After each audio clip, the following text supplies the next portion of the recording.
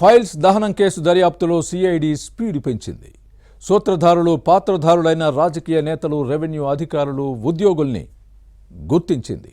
నిందితుల చుట్టూ ఉచ్చు బిగుస్తోంది. పొలిటికల్ లీడర్లతో కలిసి రికార్డులు మార్చేసిన అక్రమార్కులు జైలుకు వెళ్తున్నారు. ఇప్పటికే కొందరు అధికారులు, ఉద్యోగులు సస్పెండ్ అవ్వగా మరికొందరిపై చర్యలకు రంగం సిద్ధమవుతోంది. మదనపల్లె ఫైల్స్ దహనం కేసు దర్యాప్తు పురోగతిపై inside story.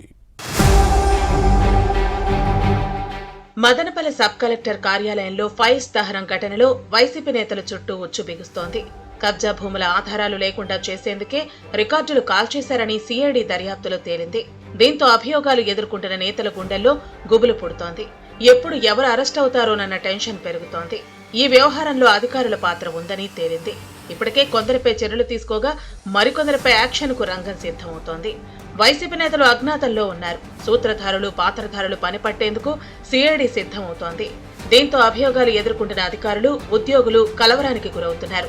Madanapalle sub collector కార్యాలయంలో జూలై 21న రాత్రి జరిగింది అగ్ని ప్రమాదం కాదని, ఇది ఉద్దేశపూర్వకంగా చేసిన ఘటన అని నిర్ధారణ అయింది. మొత్తం 2300కు పైగా ఫైల్స్ కాలి బూడిదయ్యాయి. అప్పటి మంత్రి పెద్దిరెడ్డి రామచంద్రారెడ్డి భూ ఆక్రమణలకు అధికారులు సహకరించారు.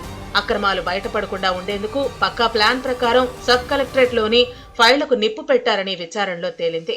మదనపల్లె మాజీ ఆర్టీఓ మురళి, ప్రస్తుత ఆర్టీఓ హరిప్రసాద్, మాజీ మంత్రి పెద్దిరెడ్డి పాపాల్లో పాలు పంచుకున్నారని సిఐడి గుర్తించింది.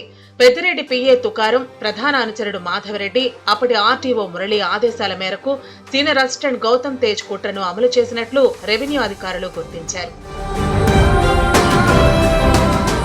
ఘటన జరిగిన రోజే డీజీపీ ద్వారకా తిరుమలరావు, రెవెన్యూ శాఖ ముఖ్య కార్యదర్శి ఆర్పి సిసోడియాతో పాటు సిఐడి అధికారులు ఫైళ్ల దహనం తీరుతెన్నులపై పరిశీలించారు. సిసోడియా 3 రోజులు మదనపల్లిలోనే ఉన్నారు. పెద్దిరెడ్డి రామచంద్రారెడ్డి భూ బాధితులు ముందుకు వచ్చి ఫిర్యాదులు చేశారు.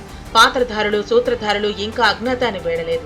ఈ కేసులో ఆరోపణలు ఎదుర్కొంటున్న సస్పెండ్ అయిన ఆర్టీఓ మురళికి భారీగా ఆస్తులు ఉన్నట్లు ఏసీబీ గుర్తించి నిందితుడిని అరెస్టు చేసింది. ఈ పరిణామం తర్వాత అభియోగాలు ఎదుర్కొంటున్న తోటి అధికారులు, ఉద్యోగస్తుల్లో మరింత కలవరం మొదలైంది. నిషేధిత జాబితా నుంచి భూములను తొలగించి ఫ్రీ హోల్డ్ చేయడంలో అక్రమాలకు పాల్పడినట్లు దర్యాప్తులో స్పష్టమైంది. ఆధారాలను సమాధి చేసేందుకు నిప్పు పెట్టారన్న కోణంలో దర్యాప్తు కొనసాగుతోంది. రాష్ట్రంలోనే అతిపెద్ద రెవెన్యూ డివిజన్ గా ఉన్న మదనపల్లె సబ్ డివిజన్లో 79,107 ఎకరాలను ఫ్రీ హోల్డ్ చేయాలని అప్పట్లో తహసీల్దార్లు ప్రతిపాదించారు.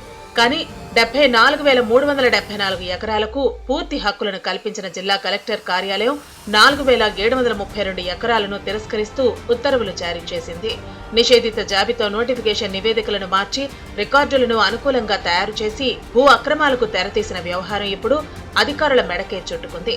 నిషేధిత జాబితాలో ఉన్న 500 ఎకరాల భూములతో పాటు మరో 13,000 ఎకరాల అసైన్డ్ ల్యాండ్స్ రికార్డులను ప్రాసెస్ చేసినట్లు ఇప్పటికే విచారణలో తేలింది. ఈ వ్యవహారంలో కీలకంగా వ్యవహరించింది రెవెన్యూ అధికారులేనని ఎంక్వైరీ బయటపెట్టింది. కేసులో మున్ముందు ఎలాంటి పరిణామాలు జరుగుతాయో చూడాలి.